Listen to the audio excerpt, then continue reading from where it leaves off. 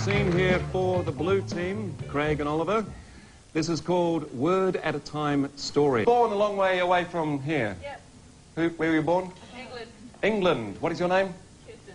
Kirsten, from England. And an unusual mode of transport, something you wouldn't normally use? Unicycle. A unicycle.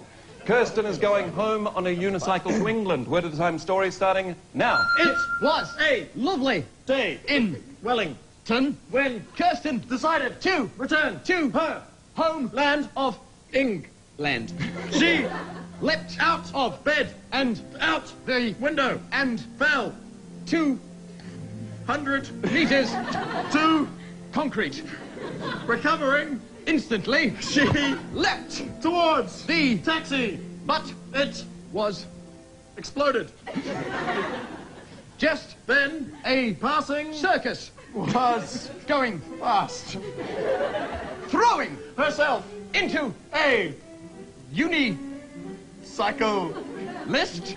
She grabbed hold of one wheel connected to a clown, pushing the clown off the unicycle. Kirsten mounted it forcefully. Cycling towards the ocean, Kirsten realized that she would sink. Landing on the ocean floor, she met a shark called Barry. Barry was ineffectual, holding onto his own dorsal fin. Kirsten zoomed toward England with a vengeance. Thank you very much.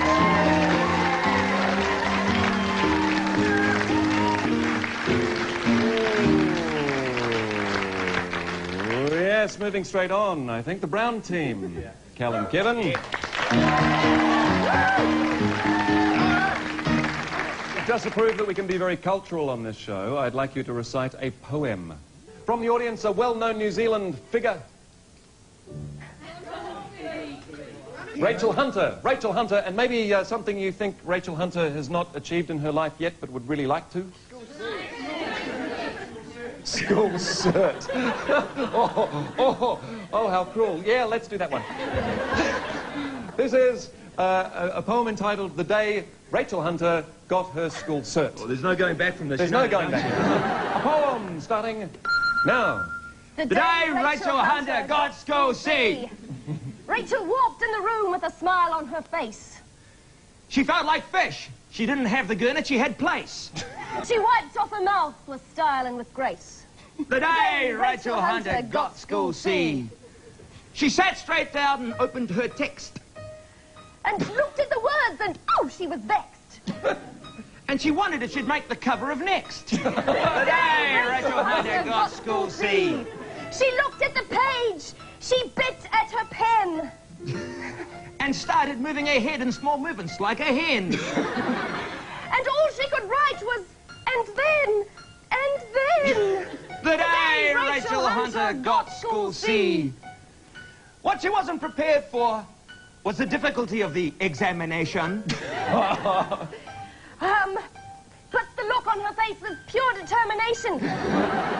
Still, she stood loud and made an exclamation. The day Rachel Hunter got school C.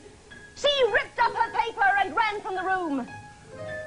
With such speed, metaphorically, you'd say vroom. Ran to the cemetery and fell down a tomb. The day Rachel Hunter got school C. Yay! Very good. All right, judges, we've had a look at blue, we've had a look at brown. Which one did you prefer, blue or brown? Oh, I'm going to have to say you're waving your yellow flags, which, of course, on this show means brown has won one. Of course it does. Moving swiftly on, Craig and Oliver, please. This is a scene we're calling Puppets, and we've got a couple of people in the audience who we're going to invite down for this. Barry and Melissa, can you join us, please?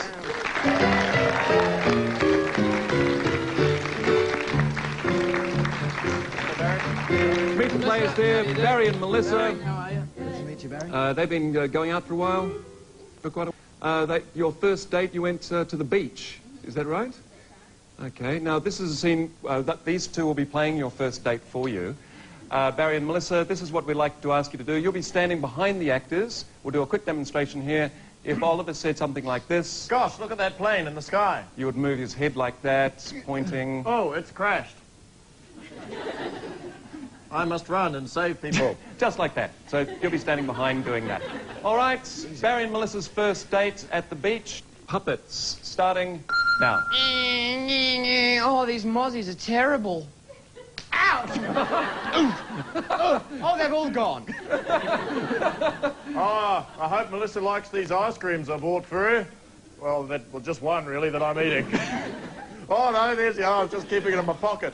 Oh, hi, Barry. Oh, whenever I see him, I just go all weak and wobbly. Oh. Melissa, I got you an ice cream. Love, I like to just smear it over my face. You don't want the cone or anything? Oh, all right, then. There. I'll smear that on my face, too. It's great for your skin. I'll do it, too. Oh. That's what I love about us, Melissa. We're weird. Barry, come over here, you big boy. All right. I'll just walk. Oh. Oh, you are. You are a big boy, aren't you, Barry? Melissa? Yes, Barry? Oh. Oh, Barry, you should clip those nasal hairs. Sorry, it's just... Do you mind if I press my ice cream against your chest? Barry, you do whatever you like, love.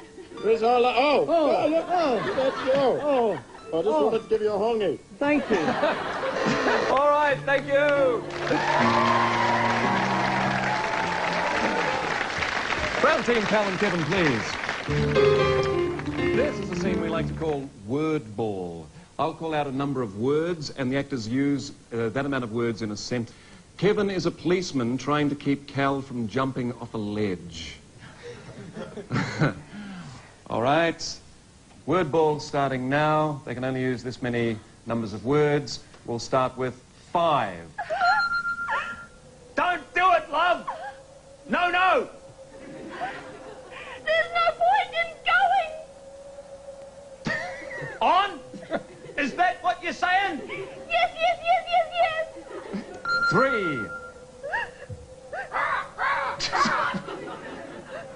Bloody birds, eh? Life's no good. Ah, life's fine. 15. For you, maybe, but I was an only child and I didn't have any friends to play. 3. With? Play with? Yes, they were. 16. You know, life was no picnic for me either. When I was young, I had no... 2. You're pretty. You're sane.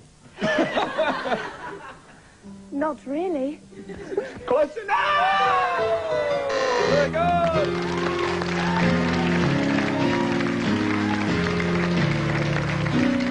All right, judges, we've had 2 scenes. Let's have a look at your scores, please. Oh, that's lots of... ooh, that's very, very close, but I think it's just tipped onto the side of the blue team. Give them a round of applause. That's the end of that round. We'll be back very shortly after these short messages.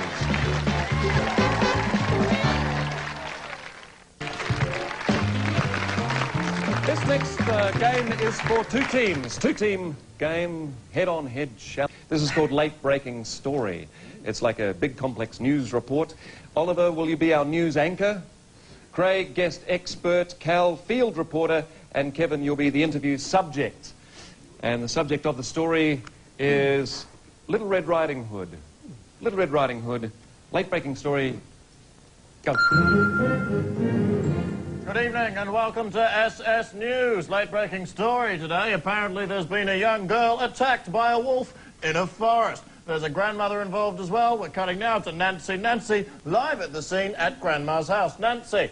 Hello, yes, pandemonium in Fairyland Forest today when Little Red Riding Hood went missing.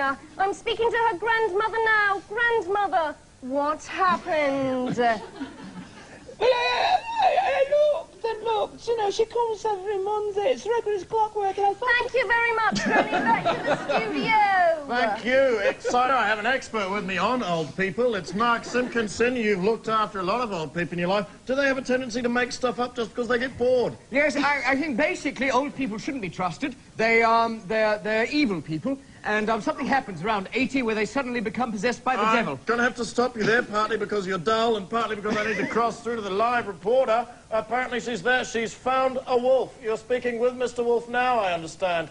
Yes, that's right. Thank you. Now, Mr. Wolf, I've heard rumours that, in fact, you are not a Timberland animal, but a hero parade participant. Is this true?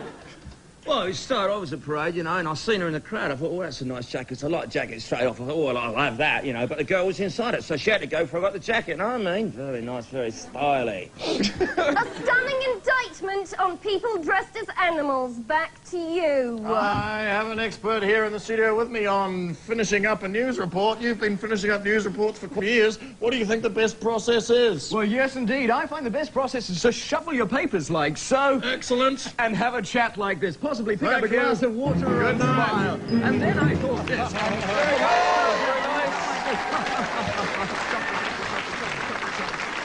All right, that was a team-on-team challenge, judges, which means you have to vote for the team which you actually thought did best in that scene. Was it the brown team or the blue team? Judges, your score. Oh, that's a tough one, but I'm going to give it to the blue team. Give them a round of applause. They did very well in that one. Which brings us, unfortunately, to the end of the show. Let's have a quick score update. I think the scores are over here tonight. Oh, by the looks of the scores, it looks like the blue team has won. Give them a huge round of applause.